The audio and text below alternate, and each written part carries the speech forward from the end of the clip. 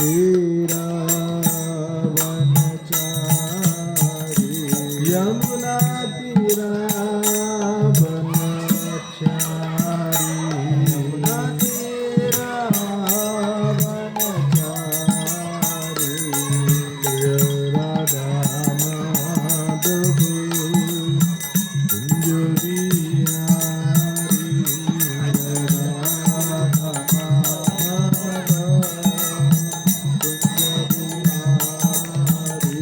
जय राधा माधव कुंज बिहारी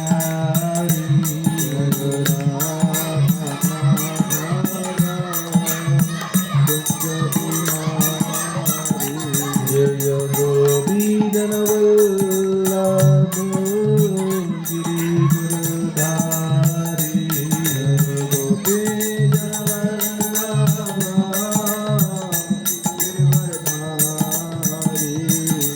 गोपीजन वल्लभ गिरिवरधारी जय गोपीजन Vallabh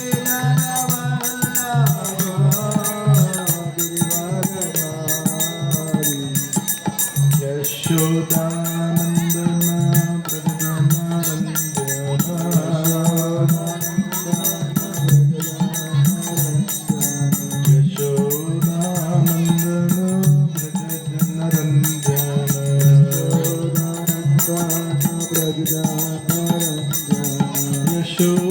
Yashodanandan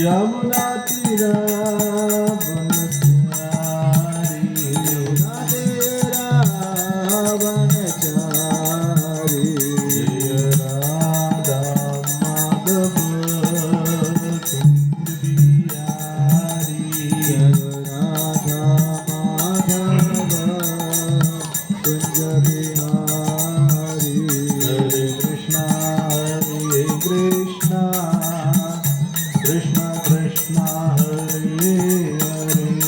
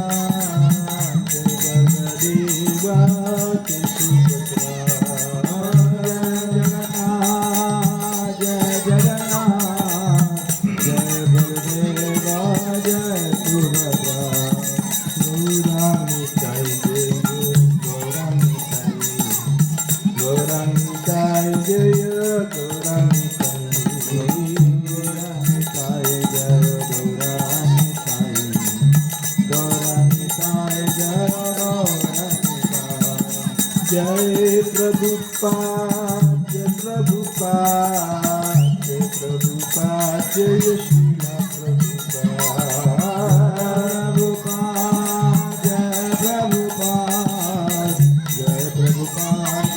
Srila Prabhupada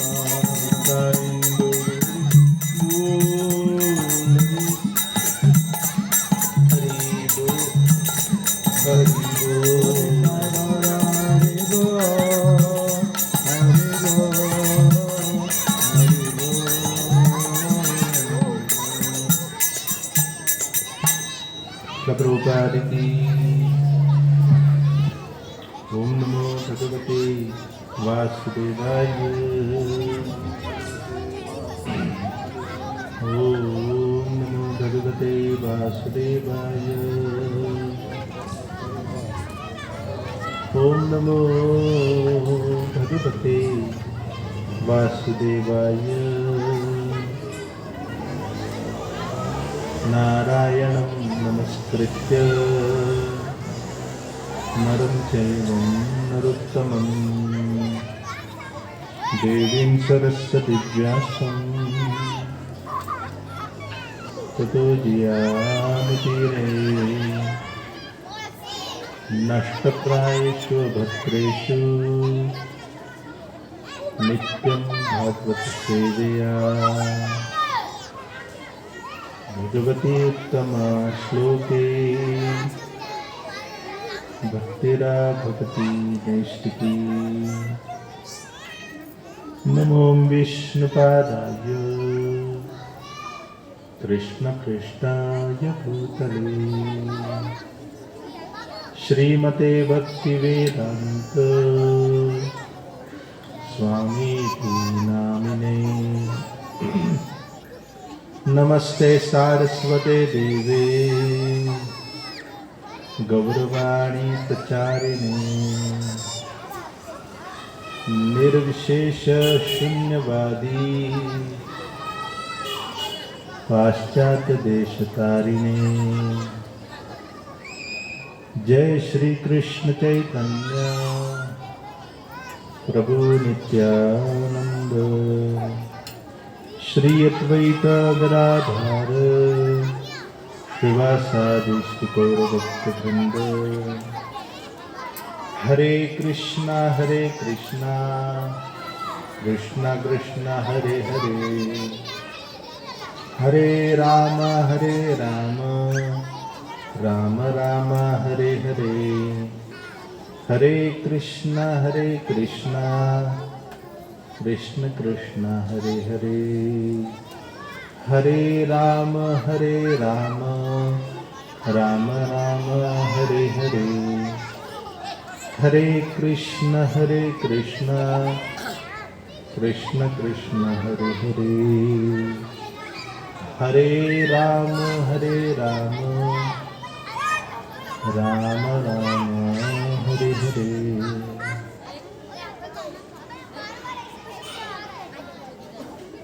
इधर शांत हरि बोल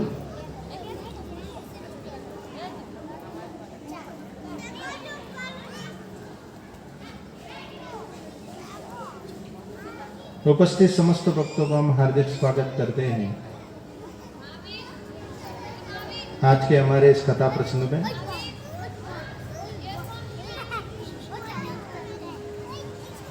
माता जी जरा इन लोग इनका ध्यान दीजिएगा।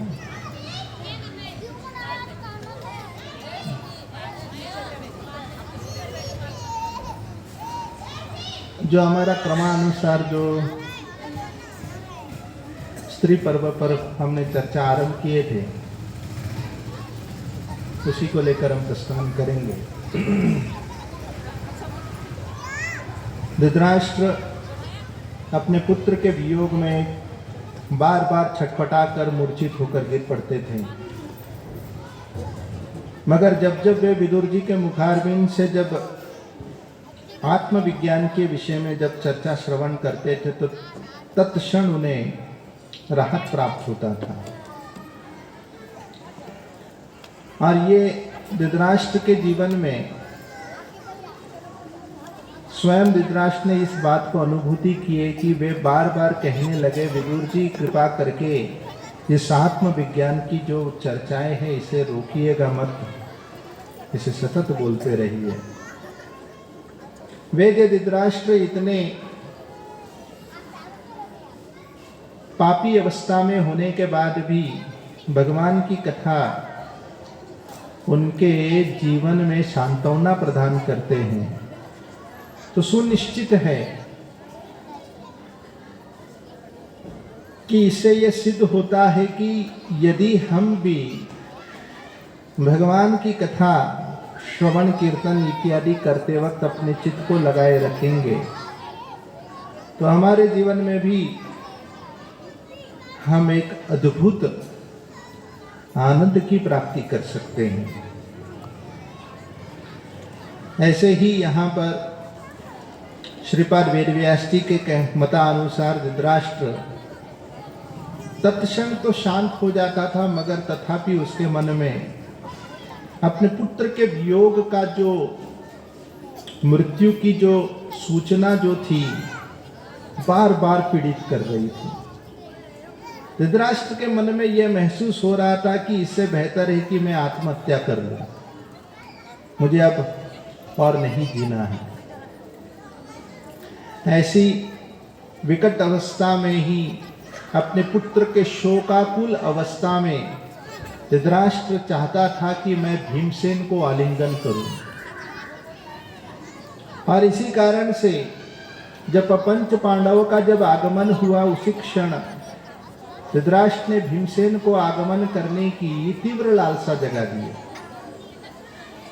इस प्रकार की जो लालसा जो धृतराष्ट्र के मनोभावनाओं से जो उत्पन्न हुआ, इस बात को देखकर कृष्ण समझ गए जरूर कुछ गंभीर बात है। और वो गंभीर बात क्या है? कृष्ण समझ गए कि यह निश्चित है कि यह यहाँ पर धृतराष्ट्र अपने पुत्र के मृत्यु का प्रतिशोध लेना चाहता है भीमसेन से। इसी कारण से भगवान के इशारे से भीमसेन ने लोहे का पुतला रख दिया।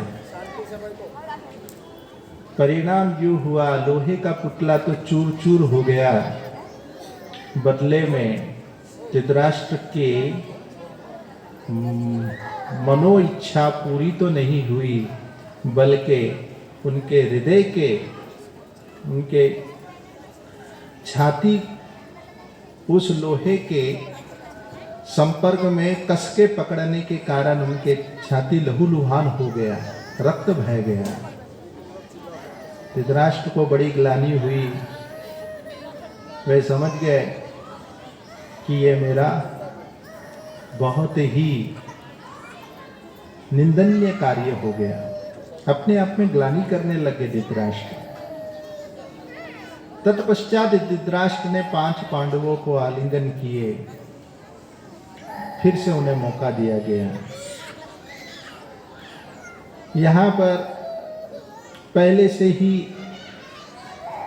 गांधारी वे प्रतीक्षा कर रही थी कि कब 5 पांडव आएंगे, जिससे ही भीमसेन और पंच पांडव युधिष्ठिर महाराज जब उनके समक्ष आए अनेक प्रकार के अपशब्द कहने लगी गांधारी ने।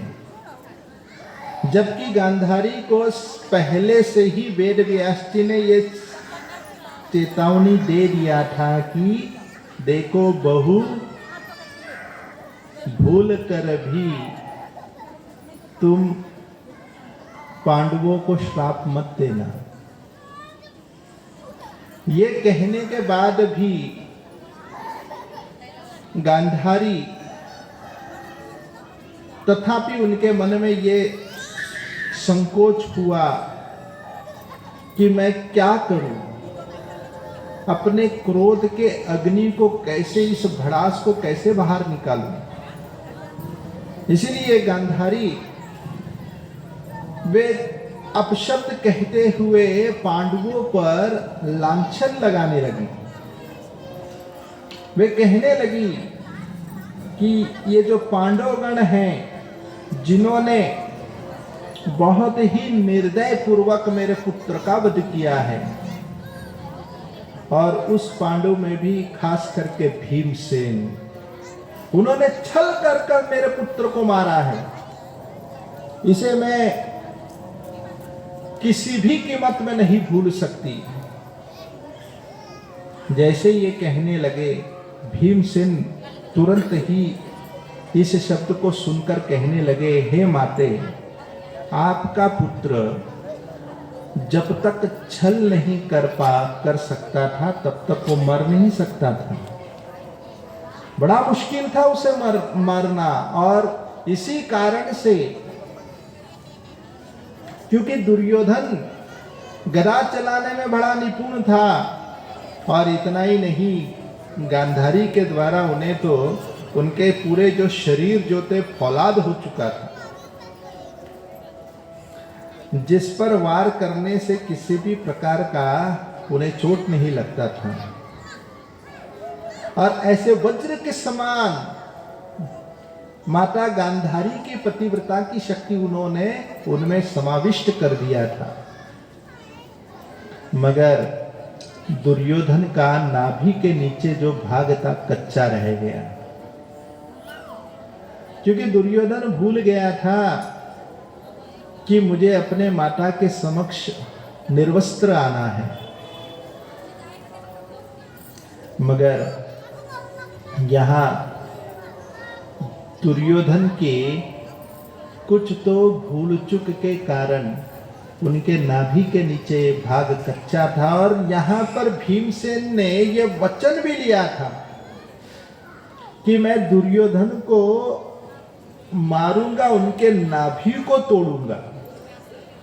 क्योंकि दुर्योधन ही ध्रुत क्रीड़ा में अपने नाभि को इंगित, अपने जंगा को इंगित करते हुए उन्होंने ये कहा कि द्रौपदी को मेरे जंगा में बिठाओ।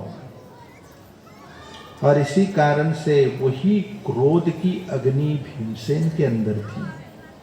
तो भीमसेन ने कह दिया, ए माते गांधारी, क्या तुम ये नहीं स्वीकारती हो कि आपके पुत्र ने इतना अत्याचार किया? फिर आप कैसे कहते हो कि मैंने उन पर गलत व्यवहार किया? हाँ, मैंने किया, मगर इसके अलावा और कोई रास्ता नहीं था, क्योंकि कपट लोगों को मारने का तरीका यही है। फिर भी गांधारी ये सुनने के बाद कहने लगे, मगर मेरा जो पुत्र जो था वो कम नहीं था, बड़ा शूरवीर था। तुमने दुशासन के वक्षस्थल को तोड़कर तुमने उनके छाती से लहू पिया। ये बात माता कैसे भूलेगी? भीमसेन कहने लगे, ना माता, मैंने दुशासन के छाती तोड़कर उनके छाती से लहू नहीं पिया, केवल लोगों को दिखावट रूप में मैंने केवल अपने होठ का स्पर्श किया। और वैष्णवगण जो होते हैं, किसी के शरीर के लहू को कभी पीते ही नहीं, मांस मज्जा तो कभी खाते ही नहीं। उसी समय भीमसेन ने यह दावा किया कि मैंने उनके लहू का केवल स्पर्श किया, मगर कदाचित पिया नहीं। और भीमसेन कहने लगे कि हे माते, ये भी तो मेरा वचन था, तो मैं ये नहीं तो और क्या करूं? माता गांधारी बड़ी शोक कुल में, बड़ी पीड़ित अवस्था में थी। उन्होंने तत्क्षण कहने लगी, कहाँ है युधिष्ठिर महाराज? तुम्हारे बड़े भाई कहाँ हैं? तुम्हारे अग्रज किस स्थान पर खड़ा है? तो युधिष्ठिर महाराज सामने आकर खड़े हो गए और कहने लगे, हे माते, ये पापी यहाँ खड़ा है, क्या मुझे आप श्राप देना चाहते हो? दे दीजिए। युधिष्ठिर महाराज थर थर कांप रहे थे। अब गांधारी के सामने किसी की खड़े रहने की हिम्मत नहीं थी। और यहां पर वे हाथ कांपते हुए युधिष्ठिर महाराज कहने लगे, यदि आप मुझे श्राप देना चाहते हो, मैं लेने को तैयार हूं। एक मई व केवल मेरे हवस के कारण मैंने इस प्रकार के राजगद्दी को लेने के चक्कर में मेरे कारण दुर्योधन की मृत्यु हो गई। मुझे निश्चित रूप में दंड मिलना चाहिए, मैं इसका अधिकारी हूं। इस प्रकार सुनते ही युधिष्ठिर महाराज अपने अकिंचन भाव को प्रकट किए। कहने लगे, मुझे समाज के कोई राजगद्दी पर कोई रुचि नहीं है, मैं ये त्यागता हूं। ये सुनते ही गांधारी के चित्त में जो क्रोध जो था तत्क्षण शांत हो गया। ये निश्चित है कि यदि आपके ऊपर किसी का क्रोध मंडरा रहा है तो उनके समक्ष आप निस्वार्थ बन जाओ। जैसे ही हम निस्वार्थ चित्त को जगाते हैं तो कितना भी क्रोधी व्यक्ति क्यों ना रहे, उनका चित्त तत्क्षण शांत हो जाएगा। इसीलिए युधिष्ठिर महाराज के इस निस्वार्थ भाव को देखकर गांधारी का चित्त तत्क्षण कुछ क्षण के लिए शांत हुआ, मगर तथापि गांधारी ने छोड़ी नहीं। गांधारी ने कहा, कहाँ खड़े हो? युधिष्ठिर महाराज समक्ष आकर खड़े हुए और गांधारी ने अपने आंखों की पट्टी थोड़ी सी खोली और खोलकर केवल युधिष्ठिर महाराज के चरण के अंगूठे को उन्होंने देखा और ऐसे नजर से देखा जो युधिष्ठिर महाराज का चरण इतना सुंदर था, उनके आंखों की दृष्टि उस पर पड़ी, कुरूप हो गया, काला कलूटा हो गया। और ये कारण क्या था? क्योंकि गांधारी ने अपनी दृष्टि उस पर फेर दी। और ये दृश्य देखकर अर्जुन भी घबराकर कृष्ण के पीछे चले गए। अर्जुन ने सोचा कहीं मेरा नंबर ना आ जाए। अब तो सारे भक्तों के 5 पांडवों के रक्षक तो स्वयं कृष्ण सामने खड़े हैं, तो भला क्या उन्हें विपत्ति आएगी। उसी समय गांधारी ने तो अपने आंखों को वापस समेट ली पट्टियों से। भगवान कृष्ण उसी क्षण गांधारी को समझाए और ठीक उसके पश्चात 5 पांडव गए माता कुंती से मिलने।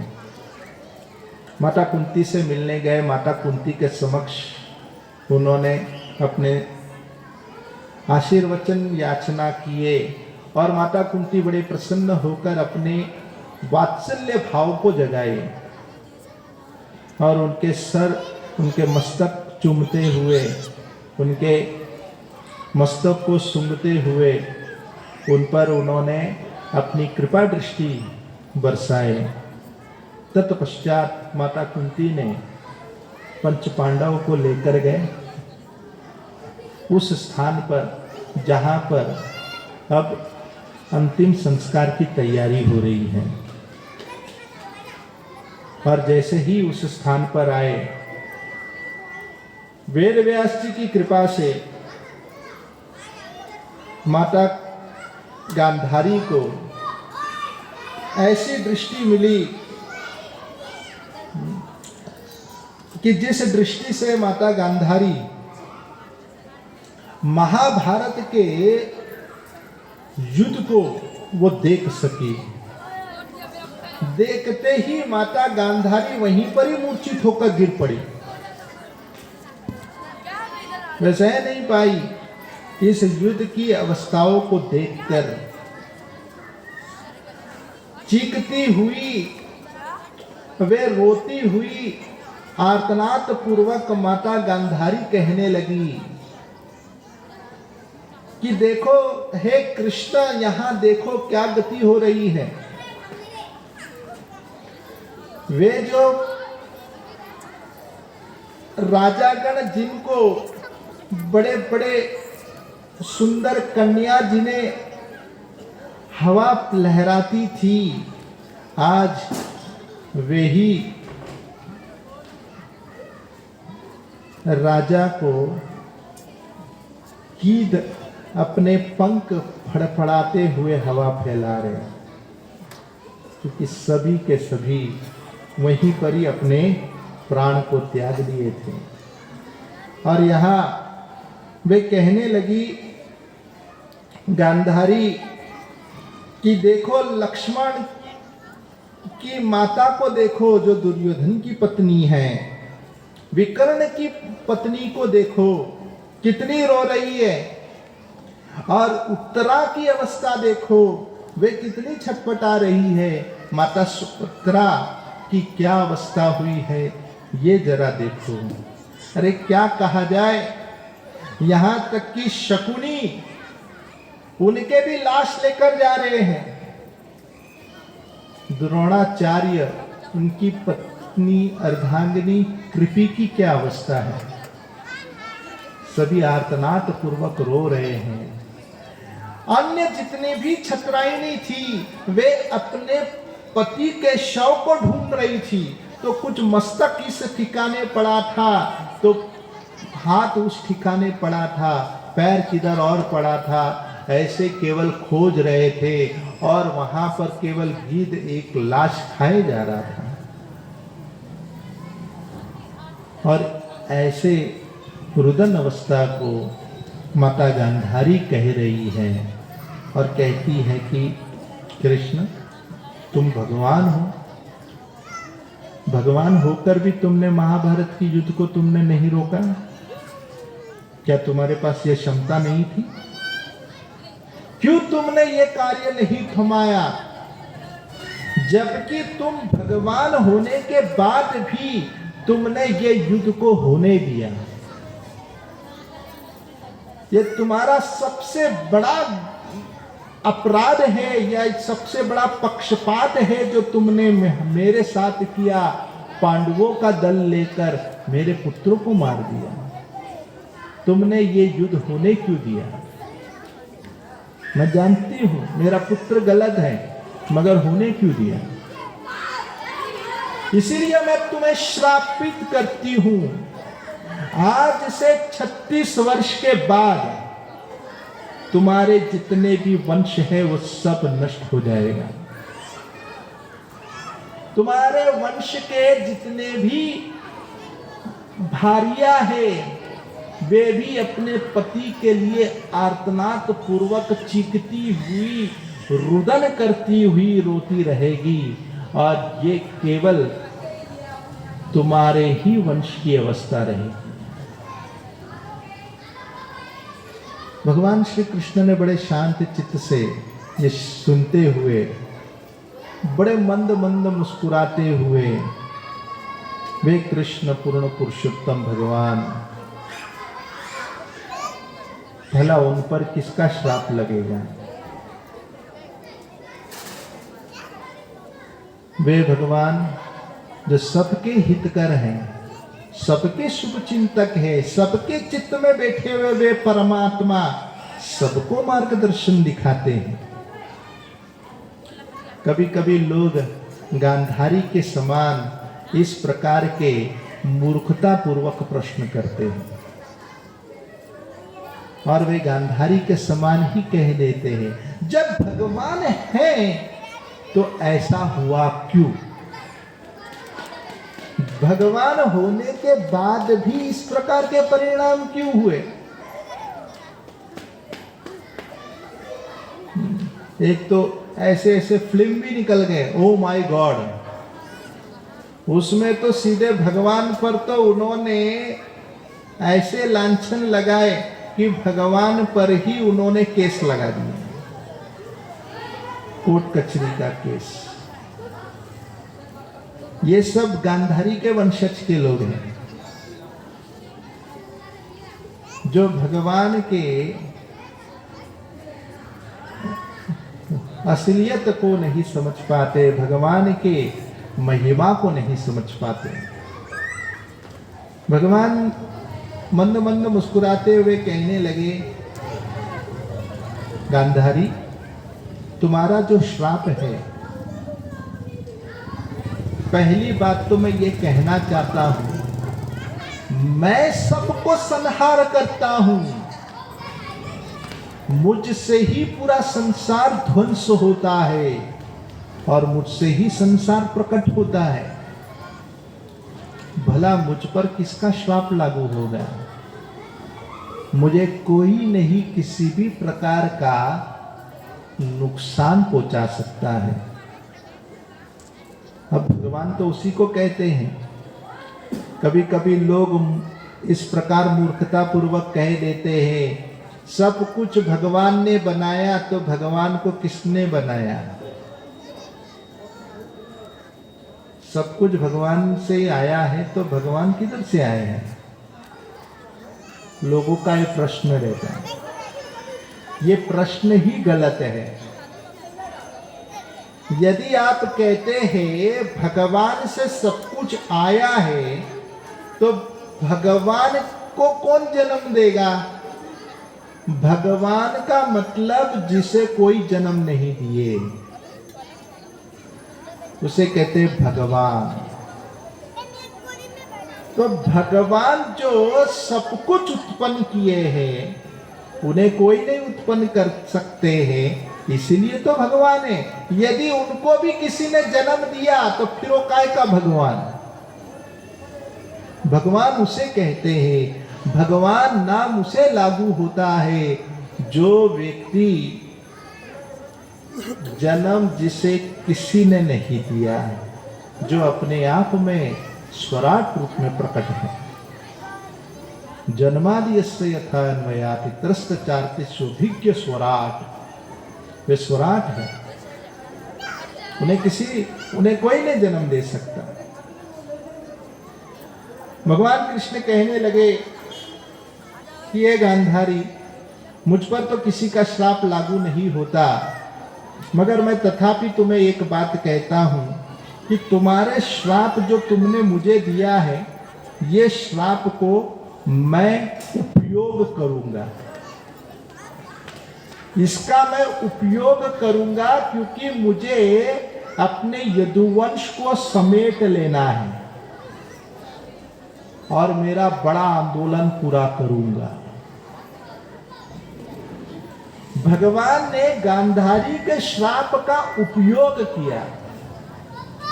अभी महात्माओं में और दुष्ट जनों में यही अंतर है। महात्मा गण करते क्या है? क्रोध का उपयोग करते हैं। और हमारी अवस्था क्या है? क्रोध हमें उपयोग करता है। अब दोनों में अंतर है। एक है क्रोध का उपयोग करना, दूसरा है क्रोध के द्वारा उपयोगी बन जाना। तो जो महान भक्तगण वे लोग क्रोध का उपयोग करते हैं, जैसे अर्जुन, हनुमान, उन्होंने क्रोध का उपयोग किया, ना कि क्रोध के शिकार हुए।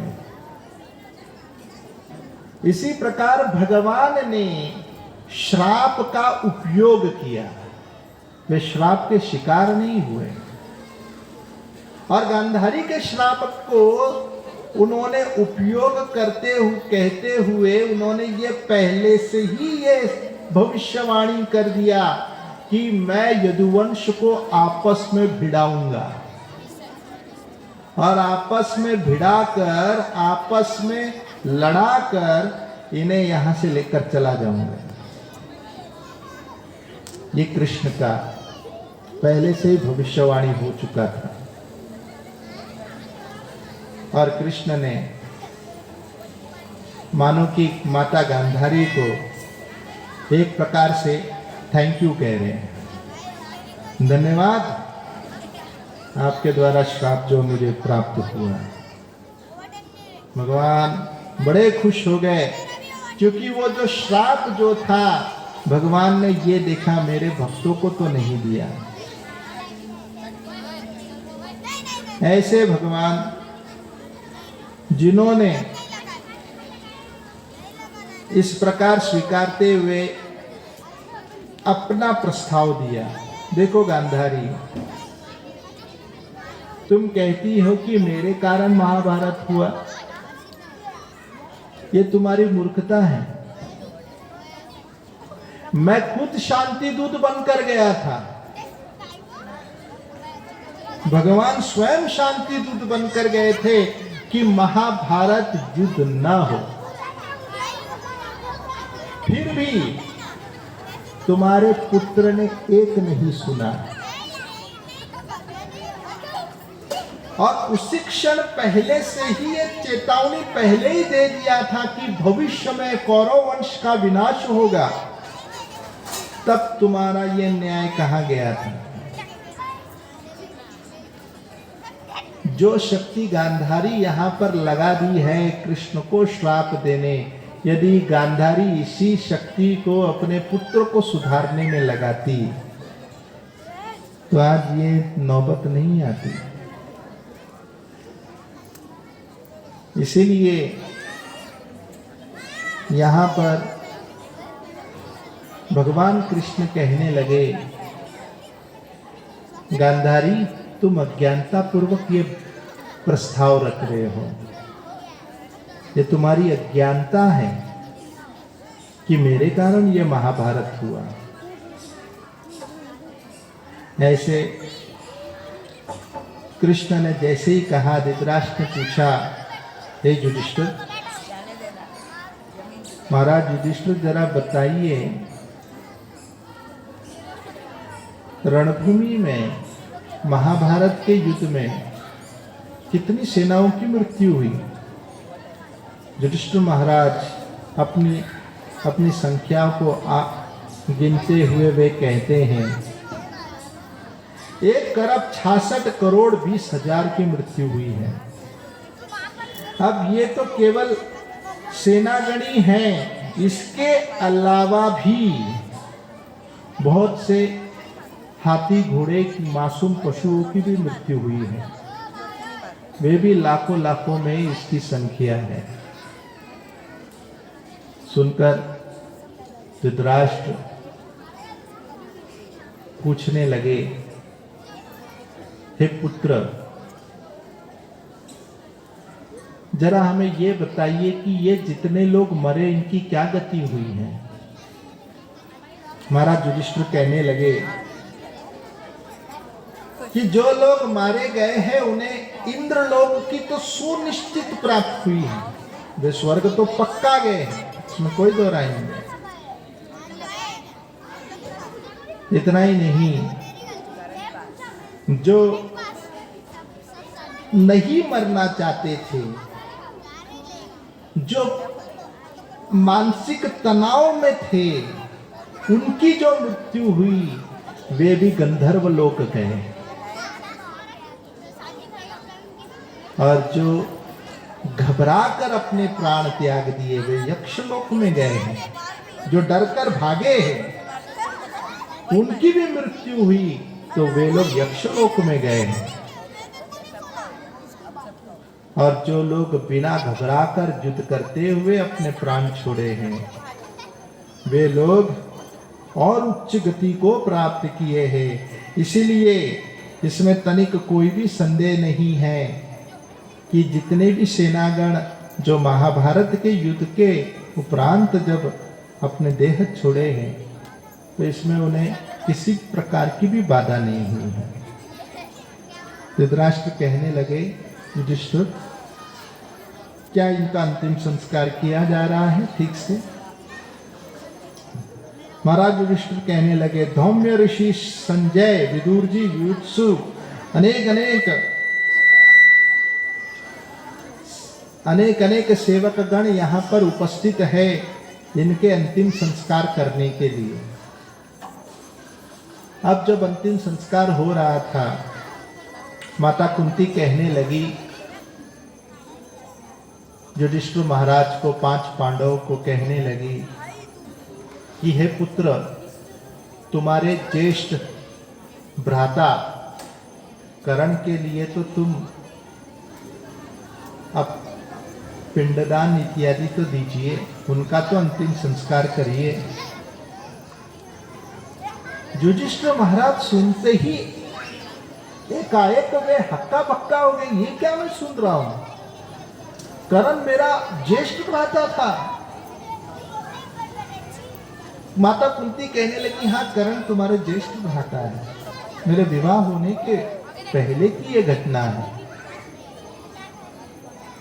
सुनते ही यहां पर युधिष्ठिर महाराज इतने रुदन अवस्था में आ गए थे, वे अपने आंखों से अश्रुधारा गिरा रहे थे, चिल्ला रहे थे कि करण तुम वापस आ जाओ,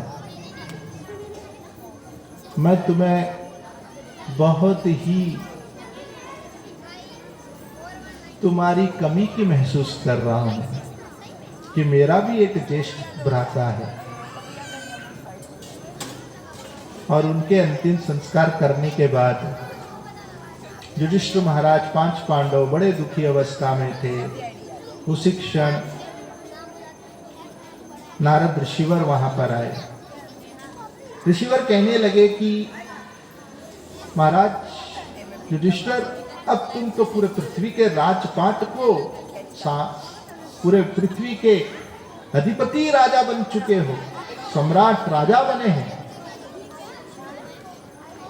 अब तो तुम्हारे जीवन में तो कोई दुखित अवस्था तो हो ही नहीं सकती, अब तो तुम खुश हो ना। युधिष्ठिर महाराज कहने लगे ऋषिवर को, ना, मैं अभी भी खुश नहीं हूं, मुझे बड़ा दुख लग रहा है, क्योंकि मेरा जो ज्येष्ठ भ्राता करण अब नहीं है। हे ऋषिवर, क्या बताए आपको कि करण, ये मेरा ज्येष्ठ भ्राता, मुझे जब भी इस पर क्रोध आता था और क्रोध में मैं जब इसे देखता था तो देखते वक्त मैं उसके चरण को देखता था, तो चरण को देखता था तो मेरा क्रोध शांत हो जाता था। मुझे आज तक ये पता नहीं था कि उनके चरण में था क्या कि मुझे उसके चरण को देखकर क्रोध शांत हो जाता था। मगर मेरी माता ने ये बात जो छुपा के रखी थी, वो बात जब उन्होंने खुलासा की, आज मुझे पता लग गया। ये कारण ये था क्योंकि करण का जो चरण और मेरी माता का जो चरण हूबहू मिलता जुलता है, इसमें कोई अंतर नहीं है। इसलिए जब मैं करण का चरण देखता था तो मेरा क्रोध शांत हो जाता है।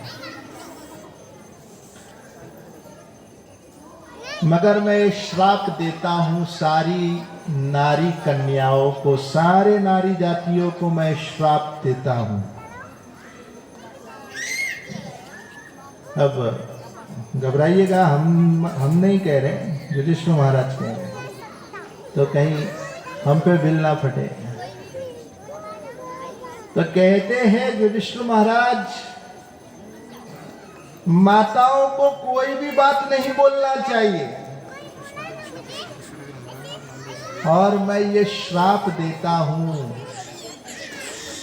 कि मातागण एक बात भी छुपा नहीं सकती, उसके पेट में एक बात भी नहीं रहेगा।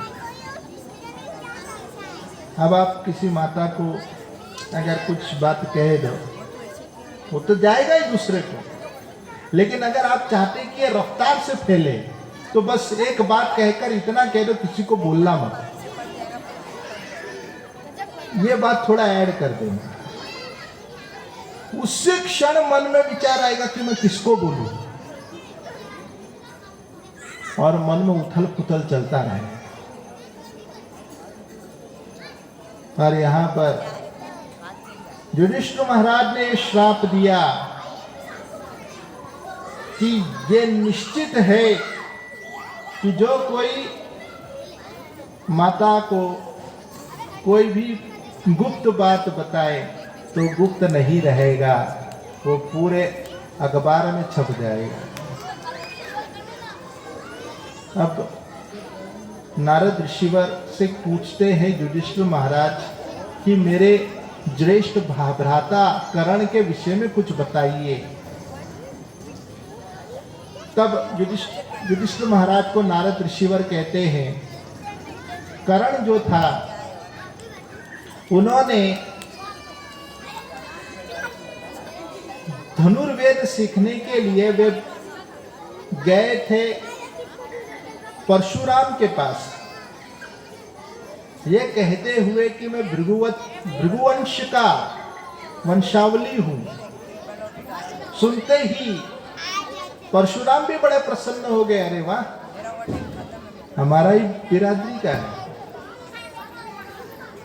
तो कर्ण ने ये कहा कि हे परशुराम ऋषिवर जी, मुझे आप आशीर्वाद दीजिए और मैं यहीं पर ही रहकर खूब तपस्या करूं और तपस्या करके आपको प्रसन्न करूं, और प्रसन्न हो आपकी प्रसन्नता होने के पश्चात आप मुझे ब्रह्मास्त्र का ज्ञान दे दिए। परशुराम को उन्होंने बहुत ही अच्छी तरीके से अपने सेवा भाव से उन्होंने प्रसन्न किए, क्योंकि वरिष्ठों को सेवा से ही प्रसन्न किया जाता है। और यहाँ पर कर्ण ने बड़े कुशलता पूर्वक तपस्या किए, जिस तपस्या के फलस्वरूप परशुराम प्रसन्न हो गए। परशुराम को अनेक अनेक देवतागण मिलने आते थे और अनेक देवताओं के साथ कर्ण का ऐसा मेलजोल हो गया कि काफी उनके दोस्ती यारी हो चुकी थी। और कहने लगे नारद ऋषिवर कि एक दिन की घटना है कि कर्ण जब युद्ध की कला सीख रहे थे, किनके अकाउंट में, हाँ यहाँ पर ठीक है।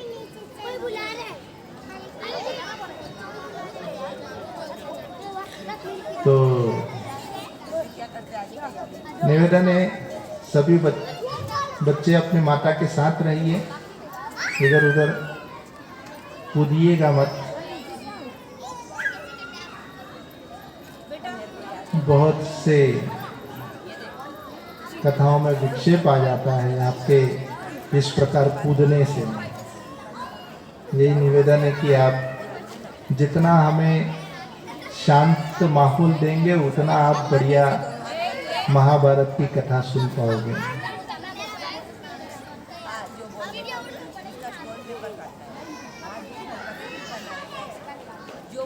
यहाँ पर कर्ण एक दिन की चर्चा थी।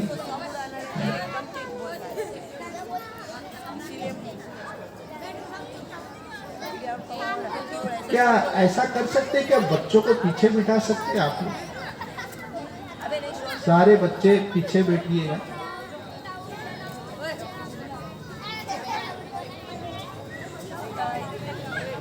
जितने बच्चे पीछे बैठिए, जितना हल्ला करना कर सकते हैं, पीछे आपके लिए लाइसेंस है।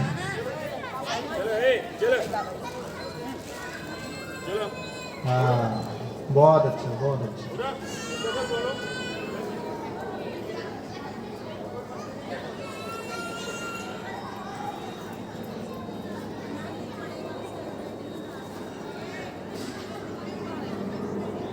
बहुत धन्यवाद। कर्ण यहाँ पर जिन्होंने परशुराम को प्रसन्न किए थे, एक दिन की चर्चा आती है कि वे जंगल में धनुष्य बाण चलाने की कला सीख रहे थे और उस कला में हुआ यूं कि वे जब अपना धनुष्य बाण निशाना लगाकर जब चला रहे थे, उसी क्षण एक माता गाय आ गई और ये ओम देनु गाय थी।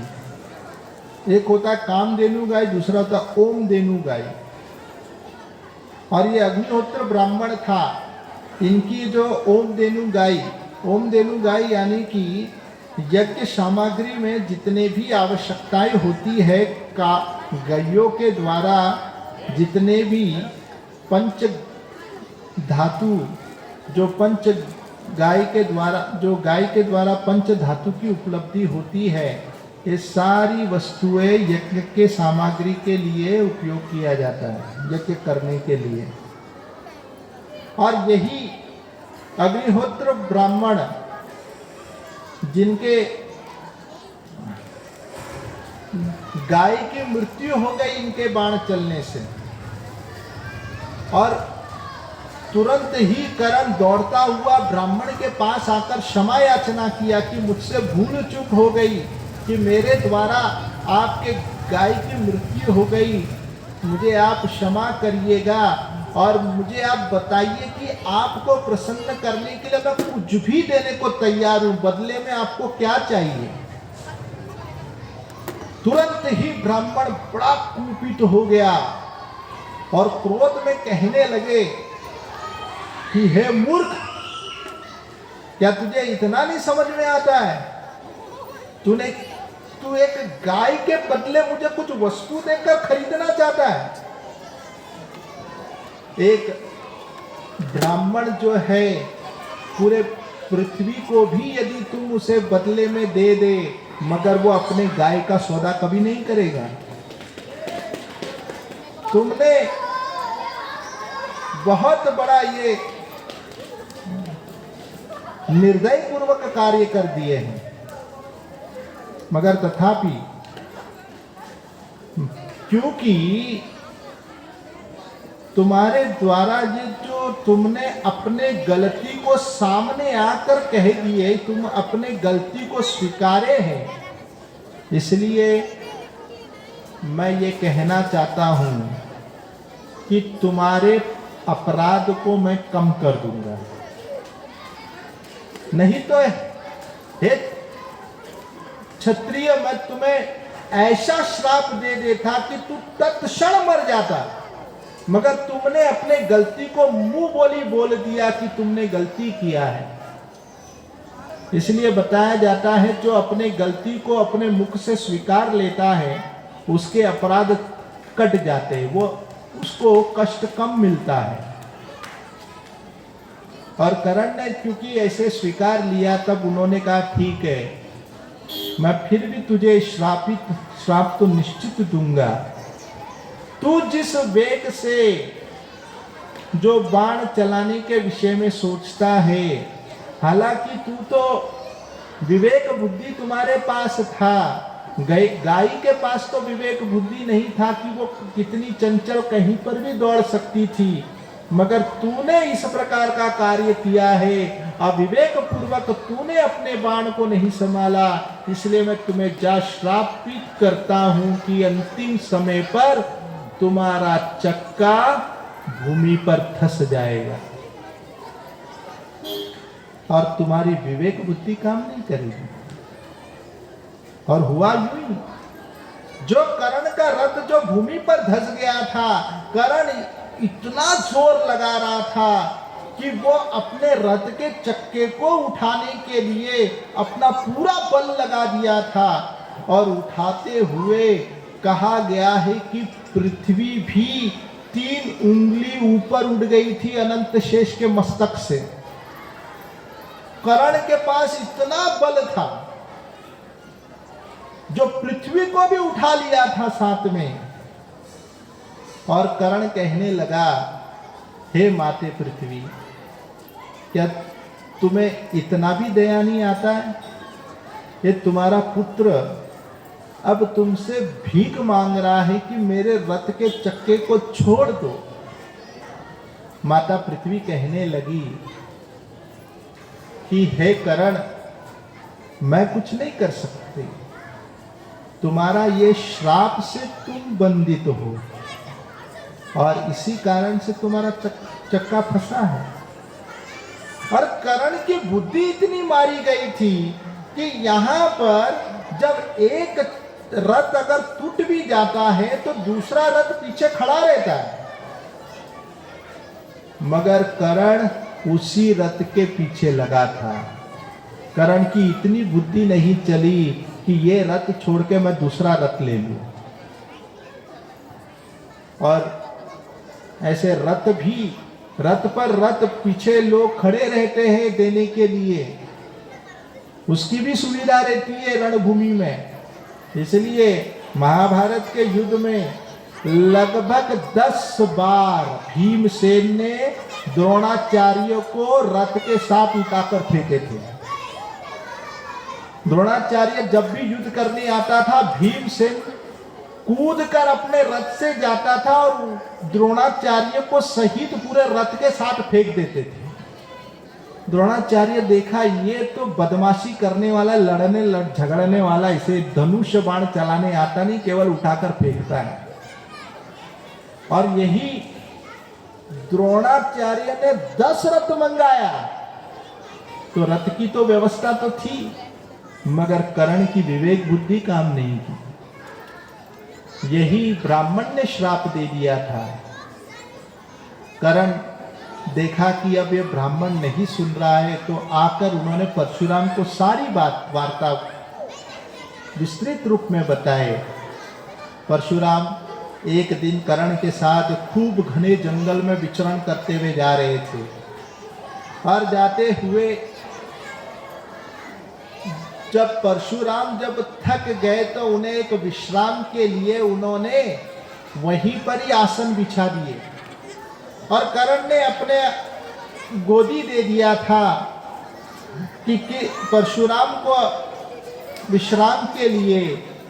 मगर उसी क्षण ऐसा तीक्ष्ण कीड़ा, जिनके जो मुख जो थे वो जंगली सुअर के समान था, जिनकी जो पंजाएं जो थी बड़ी तीखी थी, और पूरे रोम जो थे सुई के समान था, और वो इतने रफ्तार से आया, आकर सीधे कर्ण की जंघा पर बैठ गया। और कर्ण की जंघा को वो इस प्रकार खाने लगा। वो ऐसा कीड़ा था जो केवल मांस और रक्त पीता था।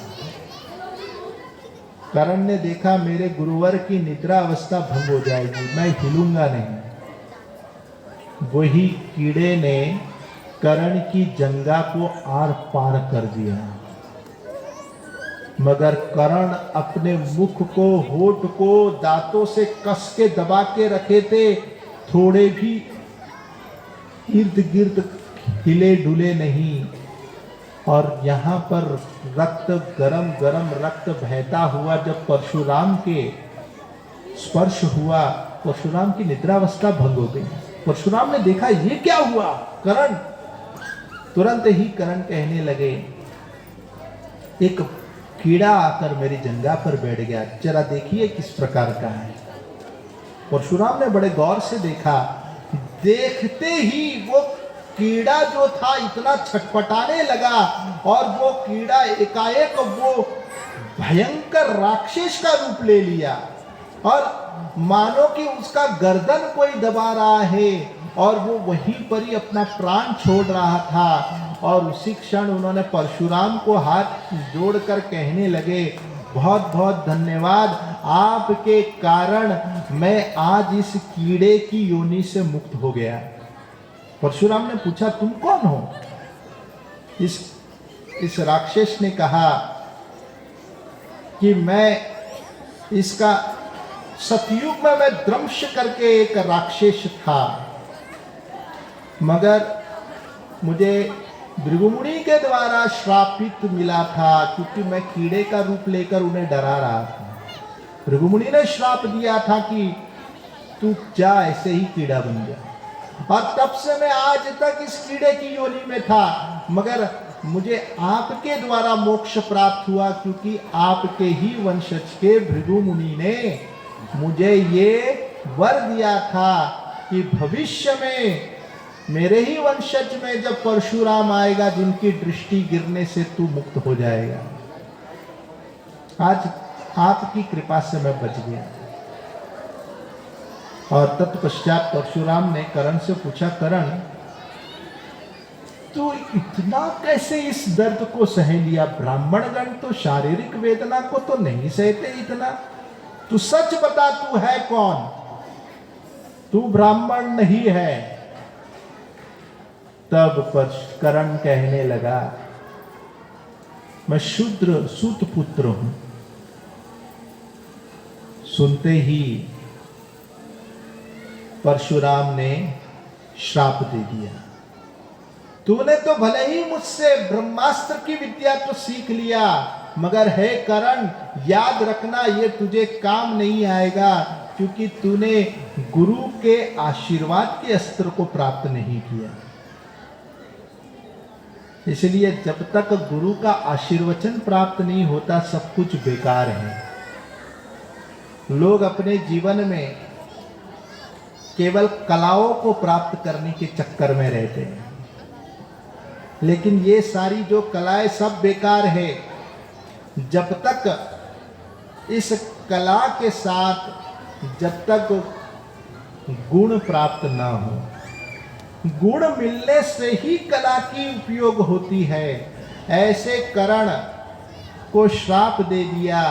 फिर कर्ण आगे गए, आगे जाकर दुर्योधन से उनका मुलाकात हुआ। दुर्योधन को सहयोग करते हुए उन्होंने एक कन्या का हरण किया और दुर्योधन को भेंट दिया।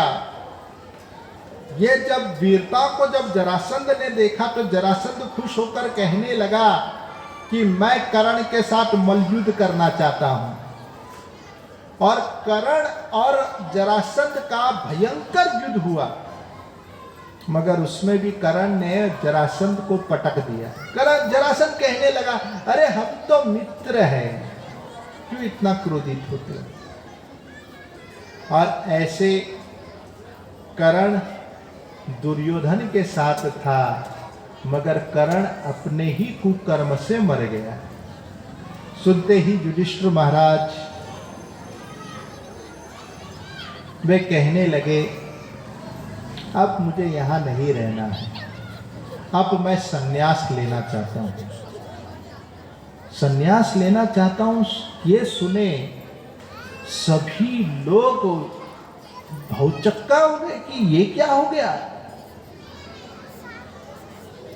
अर्जुन कहने लगे, हे ज्येष्ठ भ्राता, तुमने ये विचार कैसे किया संन्यास लेने का?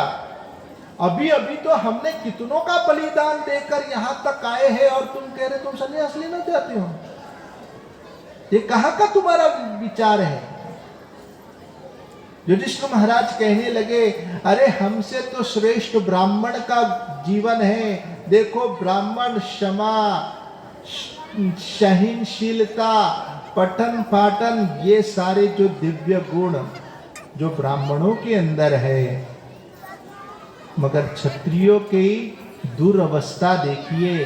कुछ जमीन के टुकड़े के लिए लोगों को मारने के लिए तुले रहते हैं।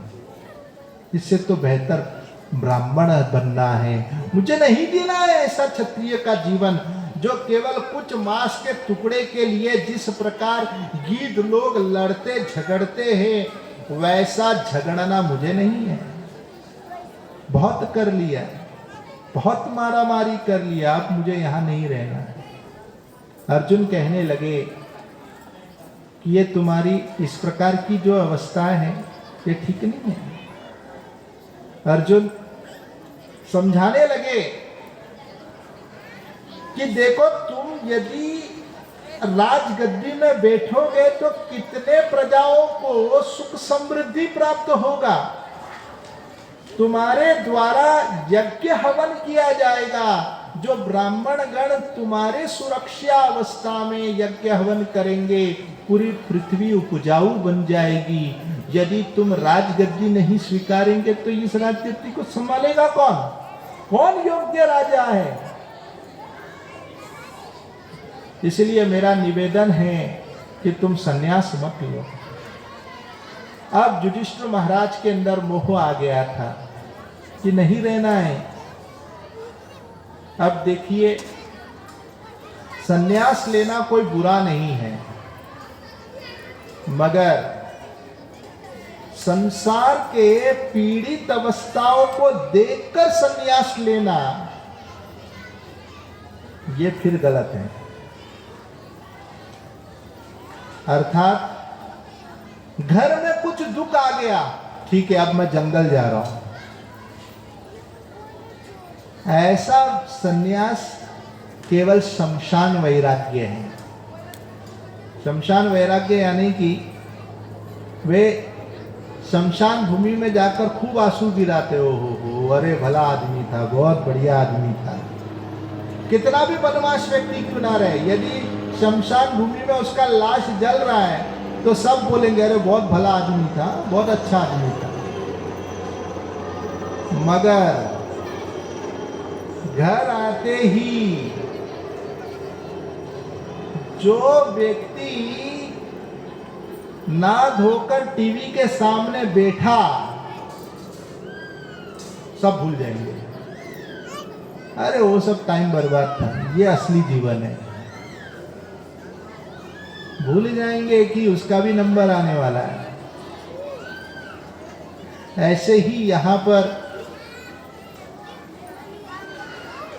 सन्यास लेना बुरा नहीं है, मगर दुख संकट को देखकर कोई सन्यास लेता है तो उसे उचित नहीं माना गया है, उसे निंदनीय कहा गया है। युधिष्ठिर महाराज अपने घरेलू अवस्था में दुख संकट को देखकर सन्यास ले रहे। अब अर्जुन जब मोहग्रस्त अवस्था में हुए तो श्रीमद् भगवद गीता का प्रसाद मिला, और जब युधिष्ठिर महाराज मोहग्रस्त अवस्था में हुए तो हमें शांति पर्व का प्रसाद प्राप्त हुआ। एक छोटे भाई एक बड़े भाई, दोनों की विकट स्थिति में हमें तो केवल उपदेश ही उपदेश प्राप्त हुआ है। अर्थात जब संकट आता है तो व्यक्ति के जीवन में परिवर्तन होता है,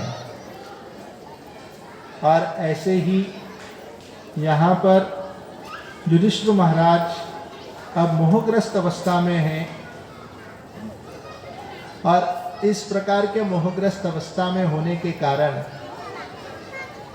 वे कह रहे थे कि मैं संन्यास लेना चाहता हूँ। भीमसेन कहने लगे तुम्हारी ऐसी गति दिख रही है जैसे कि मानो कि कोई एक कामुक व्यक्ति किसी कन्या को खूब मनाता है, और जैसे ही उसे भोग करने का जब अवसर प्राप्त होता है तो ये कहता ना मैं तो ब्रह्मचारी हूँ। ये तुम्हारी मूर्खता है। भीमसेन कहने लगे कि ये तुम क्या कर रहे हो। इसलिए मेरा कहना है जब तुम्हें अगर सन्यासी लेना था तो पहले बोल देते, मैं इतना गधा लेकर क्यों घूमता यहाँ अभी तक, कितनों को मार दिया बेकार में। अब तुम कह रहे तुम सन्यास लेना चाहते हो। सहदेव नकुल कहने लगे बड़े भाई को, भैया ये उचित नहीं है, गृहस्थ आश्रम पे ही तीनों आश्रम टिका हुआ है,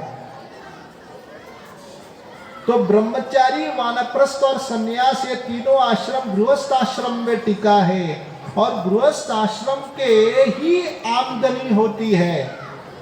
अब ब्रह्मचारी गृहस्थ और सन्यासी का कोई बैंक अकाउंट नहीं रहता, तो ये तीनों आश्रम टिका किस पर है? गृहस्थ आश्रम पर। और तुम गृहस्थ आश्रम छोड़ के जाना चाहते हो तो बाकी आश्रम कैसे चलेगा? और इसीलिए तुम्हें संन्यास लेना उचित नहीं है। और सहदेव कहने लगे, भैया मन में अगर आसक्ति बैठा है और संन्यास कोई लेता है तो उसे पाखंड कहा गया है, तो पाखंडी का रोल मत करिएगा। द्रौपदी कहने लगी, क्या तुम भूल गए? तुमने ही तो बाकी भाइयों को देखकर ये कहा था कि हम वनवास के सारी तपस्याओं को पूरा कर कर दुर्योधन से लड़कर हम अपने राजपाट को जीत लेंगे, और इसमें आप थोड़ा भी शोक मत करना, हम इंतजार करेंगे कि वो कब समय आएगा। अब ये समय आ गया तो अब आप तुम कह रहे हो कि तुम्हें संन्यास चाहिए? क्या तुम भूल गए तुम्हारे वचन को? और इस प्रकार अनेकानेक उपदेश दिए वेद व्यास जी ने, कृष्ण ने, अर्जुन ने भी पुनः कहा, मगर कोई परिवर्तन नहीं हुआ। अब भगवान जब जब कहते थे तत्काल तक कृष्ण युधिष्ठिर महाराज को राहत मिलता था, मगर कृष्ण जब बोलना बंद करते थे तो फिर से मोह अवस्था में आ जाते थे। इसलिए युधिष्ठिर महाराज को कहते कहते युधिष्ठिर महाराज तत्काल तो शांत हुए, जब अपने कक्ष में चले गए, सब अब अपने अपने स्थान पर विश्राम के लिए चले गए। और संध्या समय पर युधिष्ठिर महाराज को एकांत में जी घबराने लगा। अब जो टेंशन जो होता है ना, एकांत में ही पकड़ता है। जब व्यक्ति साथ में रहता है तो उसे कम परेशानी करता है। और युधिष्ठिर महाराज का मन बेचैन होने लगा। युधिष्ठिर महाराज पुनः दौड़कर आए कृष्ण के पास, और कृष्ण अपने संध्या वंदन में थे, आसन लगाकर ध्यान लगा रहे थे। युधिष्ठिर महाराज देखकर हैरान, पूर्ण पुरुषोत्तम भगवान, अरे इन्हें भी ध्यान लगाना पड़ता है, आज किस पर ध्यान लगा रहे? और भगवान कृष्ण वहां पर आंख मूंद कर ध्यानावस्था में तल्लीन थे। युधिष्ठिर महाराज सोचने लगे, यदि मेरे प्रिय भगवान कृष्ण ने अपने आंखों के दर्पण को खोलेंगे तो मैं समझूंगा कि वे चाहते हैं मैं यहां रहूं, और यदि उन्होंने आंखों को नहीं खोला तो मैं यहां से चला जाऊंगा। मन में केवल विचार किया ही वे भगवान सबके चित्त में परमात्मा के रूप में विद्यमान हैं। वे मंद मंद मुस्कुराने लग गए, आंखें बंद ही है, मंद मंद मुस्कुराने लगे, कहने लगे, हे युधिष्ठिर आ जाओ। यही तो अंतर्यामी है। तो जान गए युधिष्ठिर महाराज आ गए, और तुरंत ही युधिष्ठिर महाराज ने पहला प्रश्न रखा कि आप किस पर ध्यान लगा रहे हो? भगवान होकर ध्यान लगा रहे हो? कृष्ण ने कहा, हाँ, तुम्हारे दादाजी पर ध्यान लगा रहा हूं, पितामह भीष्म पर। और ये सुनते ही कृष्ण ने युधिष्ठिर महाराज को कहा, चलो चलते हैं तुम्हारे दादाजी से मिलने के लिए। अब सफर निकली है पितामह भीष्म की ओर, और सफर अब खत्म होगी कल के समय पर ठीक 7:30 बजे। हरे कृष्ण। श्रील प्रभुपाद की।